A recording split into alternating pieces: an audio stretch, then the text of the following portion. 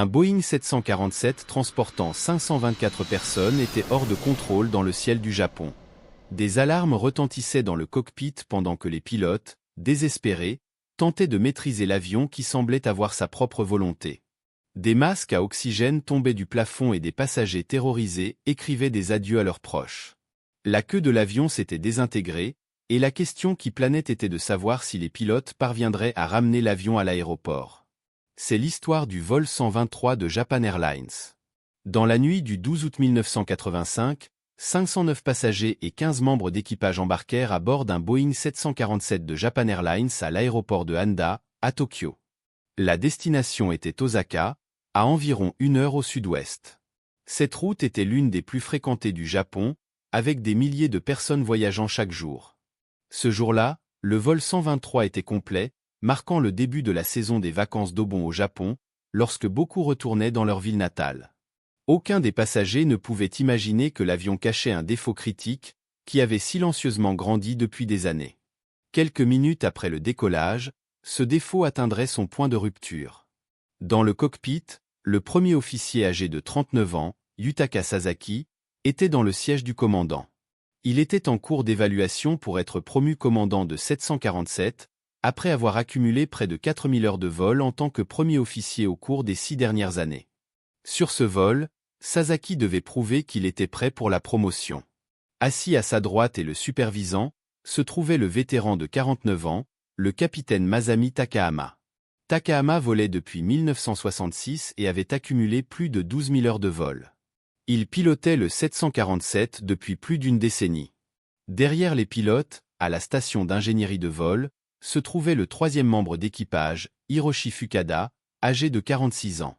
Fukada avait presque 10 000 heures de vol en tant qu'ingénieur de vol, dont 4 000 heures rien que sur le 747. Il avait déjà effectué 2 vols ce jour-là, et c'était son 3e vol de la nuit. Les 2 autres pilotes s'étaient joints à lui après avoir remplacé l'équipage précédent. Avec cette équipe expérimentée, les passagers ne pouvaient être entre de meilleures mains. Cependant, l'urgence ou plutôt, les urgences auxquelles ils feraient face ce jour-là étaient quelque chose pour lequel l'équipage n'avait jamais été formé. À 5h et 6h du soir, le vol 123 avait quitté le portail de Tokyo. C'était une nuit étouffante d'été, et des tempêtes avaient balayé le pays toute la journée. Pour les éviter, les pilotes prévoyaient de voler un peu au sud de la route habituelle, au-dessus de la mer. Le vol serait si court que presque dès qu'il atteindrait l'altitude de croisière de 24 000 pieds, il commencerait déjà à descendre à nouveau. À 18h12, le premier officier Sasaki a aligné l'avion avec la piste et a appliqué la puissance pour le décollage. En quelques instants, le gros jet avec ses 524 passagers et membres d'équipage était en l'air. Le vol 123 a grimpé au-dessus de la baie de Tokyo et a effectué un virage lent vers la droite en direction d'Osaka. Pendant les premières minutes, tout s'est déroulé comme prévu. Alors que l'avion montait, il commençait à se pressuriser. L'air aspiré par les moteurs était alimenté dans la cabine pour maintenir une pression d'air interne supérieure à la pression externe. À mesure que l'avion montait et que l'air à l'extérieur devenait plus mince, la différence de pression entre l'intérieur de la cabine et l'extérieur augmentait. La peau d'aluminium de l'avion se tendait légèrement sous cette pression interne. Ce processus se déroule sur tous les vols, et spécifiquement, cet avion qui volait depuis 11 ans avait déjà subi ce cycle plus de 12 000 fois. Dans le cockpit, l'ingénieur de vol surveillait la pression de la cabine pendant que l'avion gagnait en altitude, assurant que l'air restait respirable pour les passagers. Cependant, ce qu'il ne savait pas, et personne à bord ne le savait, c'est que la cloison arrière de l'avion et une structure en forme de parapluie qui retenait l'air pressurisé de la cabine présentaient une défaillance critique. Des années auparavant, lors de l'atterrissage à Osaka, l'avion avait touché le sol violemment avec sa queue, causant des dommages significatifs à cette cloison. Les dégâts étaient si graves que l'avion avait été immobilisé pour des réparations extensives. Cependant, les réparations de la cloison n'avaient pas été effectuées correctement.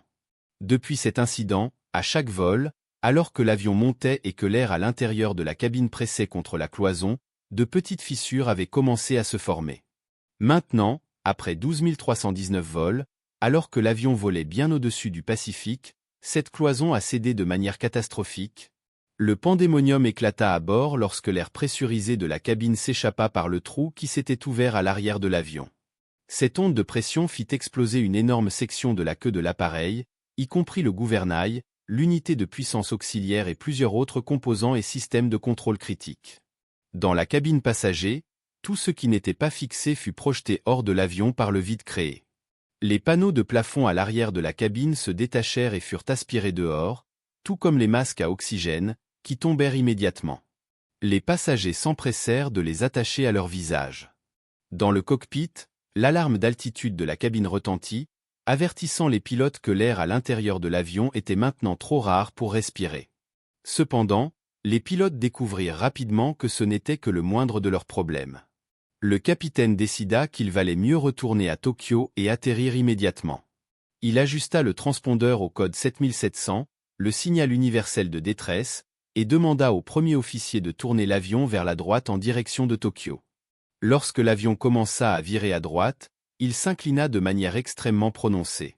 Le copilote essaya, sans succès, de stabiliser les ailes de l'avion. Cela suggérait une possibilité extrêmement inquiétante. Les systèmes hydrauliques qui alimentaient les commandes de vol avaient perdu de la pression. L'ingénieur de vol assista, horrifié, à la défaillance de tous les systèmes hydrauliques en quelques secondes.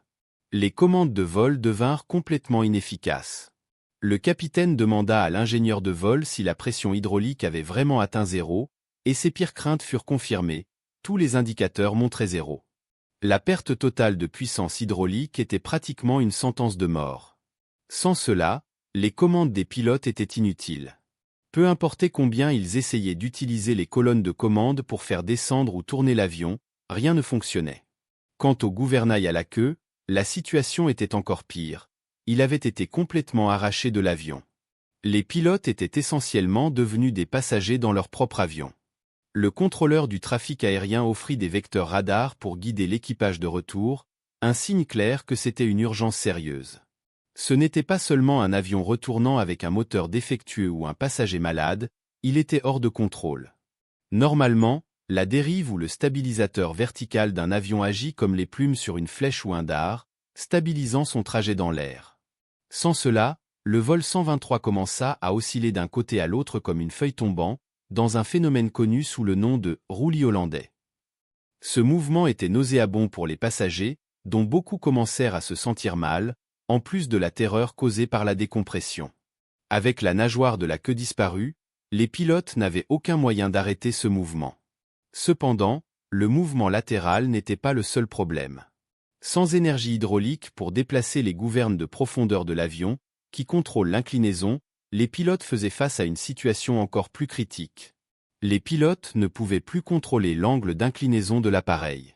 En conséquence, l'avion a commencé à entrer dans un cycle terrifiant de montagnes russes. Tout d'abord, il s'inclinait vers le haut et commençait à monter, mais, à mesure qu'il gagnait en altitude, il perdait de la vitesse et commençait à redescendre. Ensuite, en descendant, il gagnait de la vitesse et remontait à nouveau. Ce cycle nauséeux, connu sous le nom de mouvement fugoïde, continuait sans relâche, l'avion gagnant et perdant des milliers de pieds à chaque cycle. Pour les passagers, c'était comme un cauchemar, rendant évident que l'avion était, dans le sens le plus fondamental, hors de contrôle. De nombreux passagers ont commencé à écrire des notes pour leurs proches. Les agents de bord couraient dans la cabine, instruisant les passagers sur la façon d'utiliser les masques à oxygène, tout en s'arrêtant pour respirer dans les quelques masques de rechange suspendus au plafond. Une photo prise par l'un des passagers a capturé le chaos dans la cabine, montrant une agent de bord utilisant un masque à oxygène de rechange. Incroyablement, dans le cockpit, les pilotes n'avaient toujours pas mis leur masque à oxygène. Ils étaient tellement concentrés à essayer de reprendre le contrôle de l'avion qu'ils n'y avaient pas pensé. Mais maintenant, l'hypoxie commençait à se manifester. À 24 000 pieds d'altitude, il n'y avait qu'environ un tiers de l'oxygène disponible au niveau de la mer. La concentration des pilotes diminuait et leur capacité à penser de manière critique était compromise. Dans les minutes suivantes, la communication entre les membres de l'équipage est devenue de plus en plus rare. Le contrôle du trafic aérien de Tokyo a tenté d'appeler le vol 123, mais les pilotes étaient tellement accablés mentalement par l'urgence et l'hypoxie qu'ils n'ont pas répondu aux appels. Pendant que le reste du trafic aérien dans la zone continuait normalement, recevant ses instructions du contrôle du trafic aérien, le vol 123 et ses plus de 500 passagers étaient seuls au-dessus des champs japonais. Cependant, il y avait une partie de l'avion que les pilotes pouvaient encore contrôler, les moteurs. La question était de savoir comment ils pouvaient utiliser uniquement les moteurs pour contrôler le mouvement de l'avion. En théorie, les pilotes pouvaient tenter d'amortir le mouvement ascendant et descendant en manipulant la puissance des moteurs aux moments opportuns du cycle. Ils pouvaient réduire la puissance à mesure que l'avion montait et l'augmenter à nouveau lorsque l'avion commençait à redescendre. Avec un peu de tâtonnement, ils pouvaient essayer de trouver le bon moment et faire en sorte que l'avion vole dans une plage d'altitude plus étroite. Une fois que les pilotes parviendraient à stabiliser l'altitude de l'avion, ils pourraient commencer à réfléchir à des moyens d'amortir le mouvement de roulis incessants et nauséeux. La tâche à venir était monumentale. Avec la mort les regardant droit dans les yeux, les 3 pilotes, désormais engourdis par l'hypoxie, devraient apprendre à contrôler leur avion endommagé en utilisant uniquement les moteurs.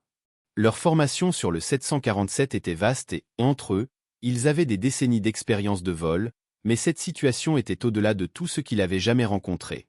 Alors que les pilotes tentaient cette nouvelle manière de contrôler l'avion, le contrôle du trafic aérien de Tokyo proposa quelques options. Le capitaine décida qu'il préférait retourner à Haneda plutôt que de voler vers Nagoya, qui était plus proche. Haneda était plus grand et disposait de services d'urgence plus étendus. Si le capitaine pouvait atteindre la piste, ce serait plus un accident contrôlé qu'un atterrissage d'urgence, et il aurait besoin de toute l'aide possible pour ses 509 passagers. Le contrôleur aérien pouvait entendre le stress dans la voix du capitaine, et pour alléger sa charge de travail, lui dit qu'il pouvait maintenant parler en japonais. Pendant ce temps, l'ingénieur de vol parlait par interphone avec les agents de bord à l'arrière de l'appareil, essayant de comprendre ce qui s'était passé. Les pilotes étaient encore complètement dans le noir quant à la nature des dommages à l'avion. Une agente de bord informa l'ingénieur de vol que l'arrière de l'avion avait été endommagé et qu'un compartiment à bagages s'était effondré. Il transmit cette information aux pilotes et leur dit également que les passagers utilisaient tous leurs masques à oxygène. Cependant, à ce stade, les 2 pilotes ne répondirent pas. Ils étaient en hypoxie et tellement accablés par leur tentative désespérée de contrôler l'avion qu'ils ne pouvaient pas traiter ce que l'ingénieur disait. La situation aurait été terrible même sans l'hypoxie, mais avec elle, elle est devenue presque sans espoir. Le cerveau humain représente seulement 2% du poids du corps, mais utilise 20% de son oxygène. La partie du cerveau la plus sensible à la réduction de l'apport en oxygène est le cortex, la fine couche de cellules à la surface du cerveau. Cette partie du cerveau est responsable des fonctions de niveau supérieur, comme la résolution de problèmes et l'exécution de tâches complexes, en d'autres termes, exactement le genre de choses dont les pilotes avaient besoin dans cette situation d'urgence. L'ingénieur de vol continua d'essayer de communiquer avec le capitaine, insistant sur la nécessité de commencer une descente d'urgence. Cette fois, les pilotes répondirent et convinrent qu'ils devaient mettre leur masque à oxygène et commencer à descendre immédiatement. Cependant, incapable de penser clairement, l'équipage continua sa bataille infructueuse avec les commandes de l'avion. Malgré la confusion, dans un aspect, ils ont fait quelques progrès. En chronométrant soigneusement les mouvements des manettes de poussée, les pilotes ont réussi à amortir les graves mouvements fugoïdes de l'avion. Ils continuaient à osciller entre montée et descente, mais pas aussi dramatiquement qu'auparavant. C'était une amélioration significative de la situation et une source d'espoir pour l'équipage. Ils avaient maintenant prouvé qu'ils pouvaient contrôler l'altitude de l'avion, du moins jusqu'à un certain point, en utilisant uniquement les moteurs. Mais ce n'était que le début, ils devraient faire bien plus que simplement maintenir l'altitude pour retourner en toute sécurité à un aéroport. La Japan Airlines contacta les pilotes pour vérifier leur position et l'état de l'avion. Ils avaient reçu la nouvelle du contrôle du trafic aérien que l'avion était en danger, mais ils n'avaient aucune idée de la gravité de la situation. Pendant ce temps, l'ingénieur de vol rapportait que la porte droite à l'arrière de l'appareil s'était brisée, peut-être même détachée, comme l'indiquaient ses instruments confus face aux défaillances généralisées de l'avion. Contrairement à ce que l'on pouvait attendre, l'avion n'était pas en descente d'urgence. En fait, il continuait d'osciller entre 20 000 et 25 000 pieds. Les passagers du côté droit pouvaient voir le mont Fuji, et au-delà, la vaste métropole de Tokyo, si proche et pourtant inaccessible. Pour retourner à l'aéroport, l'équipage devrait entamer une descente urgente. Le premier officier poussa la colonne de contrôle en avant de toutes ses forces, mais sans succès. Peu importait l'effort fourni, les pilotes semblaient incapables de faire descendre l'avion. Il était temps d'essayer quelque chose de différent. C'est alors que l'ingénieur de vol eut une idée brillante, abaisser le train d'atterrissage. Cela pourrait augmenter la traînée et aider l'avion à descendre. Ce n'était pas une solution conventionnelle, mais face aux circonstances, c'était tout ce qui restait. Cependant, le capitaine restait sceptique. Sans énergie hydraulique, tous les contrôles de l'avion, à l'exception des manettes de poussée des moteurs, étaient inutiles. Le cockpit était rempli de commandes inertes, témoins silencieux de la perte de contrôle quasi complète de l'équipage. Néanmoins, il y avait un moyen d'abaisser le train d'atterrissage, s'il parvenait à trouver une solution pour contourner le manque d'énergie hydraulique. Sur le Boeing 747, comme sur de nombreux avions, il est possible d'abaisser le train d'atterrissage sans utiliser les systèmes hydrauliques, permettant à celui-ci de descendre sous l'effet de son propre poids. L'ingénieur de vol suggéra cette méthode au capitaine. Ce dernier, incertain du moment propice pour déclencher l'opération, et avec le premier officier, consacrait des minutes précieuses à stabiliser la trajectoire de vol. Bien que préoccupé de ne pas perdre les progrès réalisés jusqu'alors, le capitaine savait que l'extension du train d'atterrissage serait inévitable à un moment donné.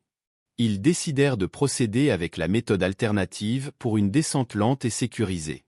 Le train d'atterrissage commença à descendre quelques instants plus tard, assurant sa position, mais les résultats aérodynamiques furent mitigés.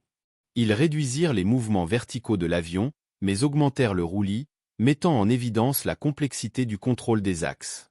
Le jour commençait à se lever autour d'eux, révélant la difficile situation dans laquelle ils se trouvaient. Cependant, ils ne se découragèrent pas. Ils optèrent maintenant pour utiliser les moteurs pour guider l'avion de retour vers Tokyo.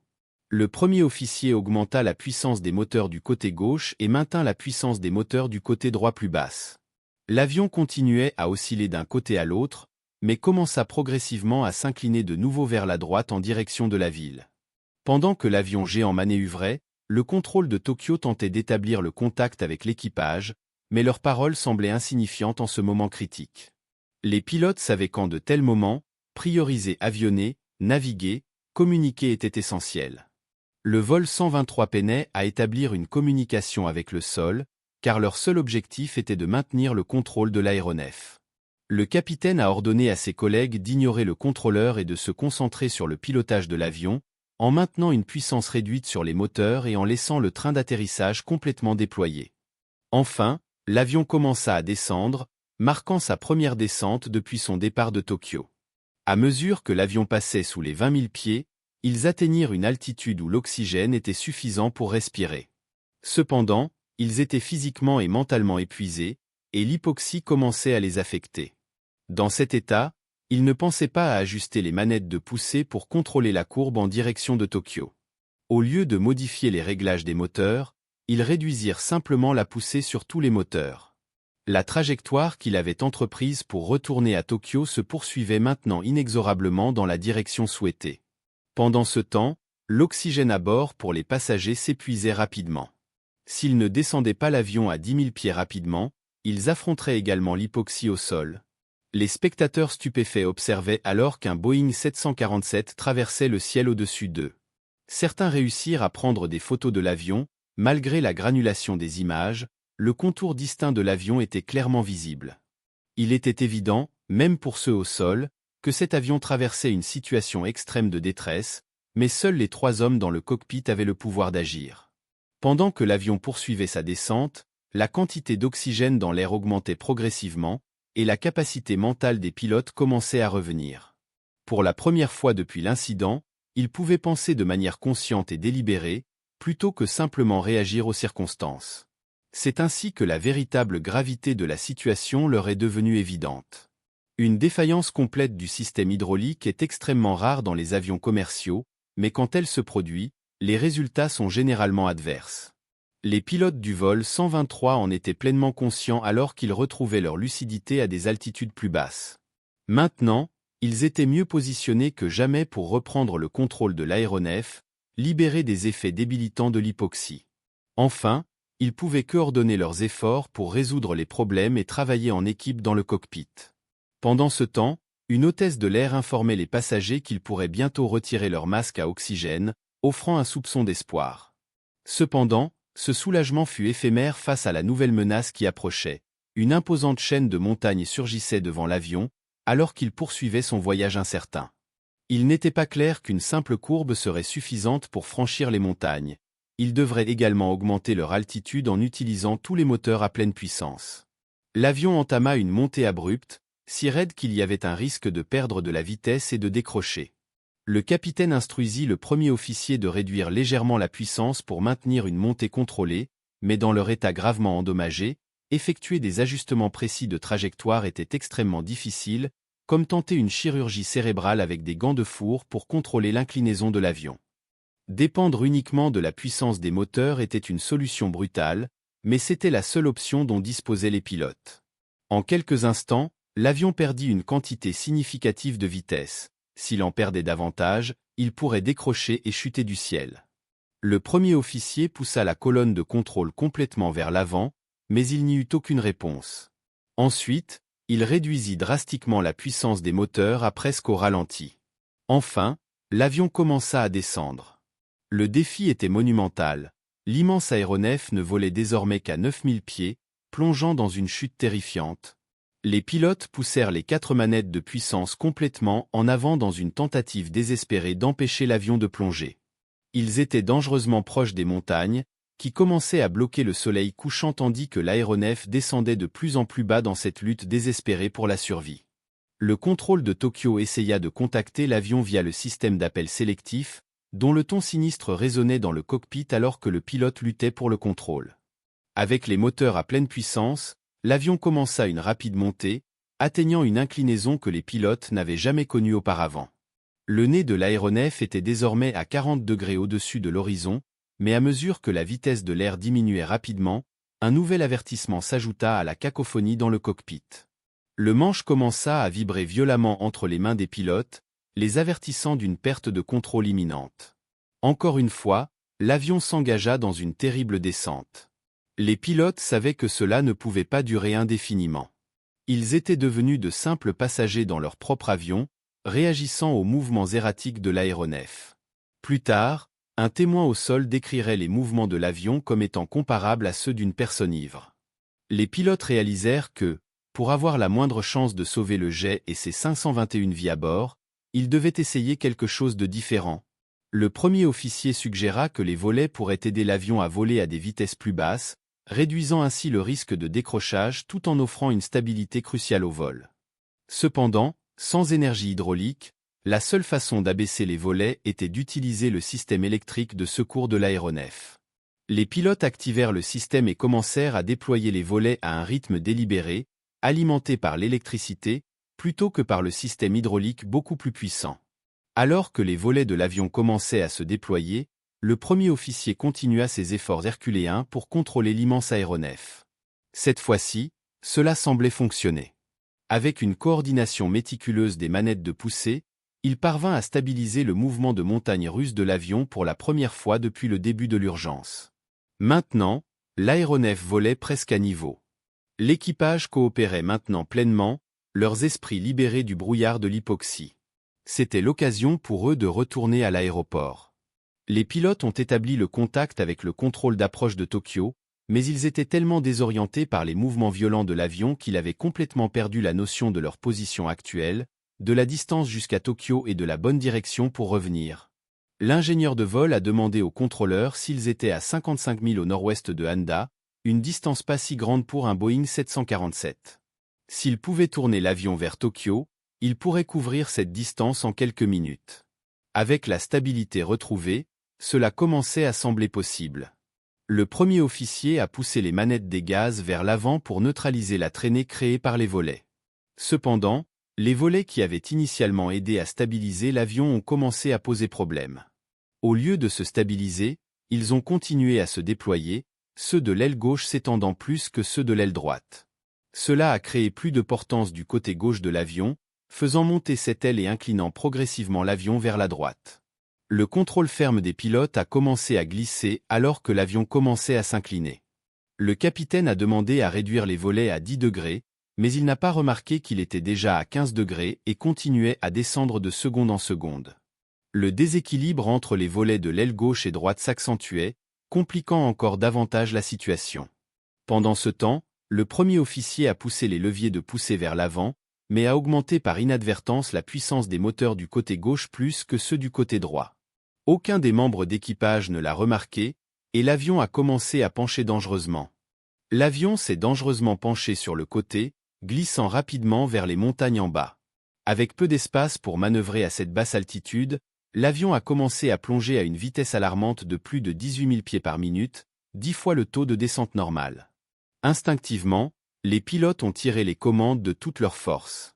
Cependant, le temps était déjà rare. L'extrémité de l'aile droite et son moteur externe plus externe sont entrés en collision avec une crête montagneuse, arrachée alors que l'avion tournait le dos et s'écrasait du côté de la montagne à des centaines de kilomètres à l'heure, résultant en une énorme boule de feu. Les contrôleurs de la circulation aérienne ont regardé impuissants pendant que l'avion disparaissait des écrans radars. Ils ont désespérément essayé de contacter les pilotes, mais n'ont pas reçu de réponse. À peine une minute plus tard, ces pires craintes ont été confirmées lorsqu'un avion militaire japonais a signalé avoir repéré une explosion de flammes dans les montagnes de Nagano. L'armée de l'air américaine avait un avion à proximité et a offert une assistance dans la recherche de survivants.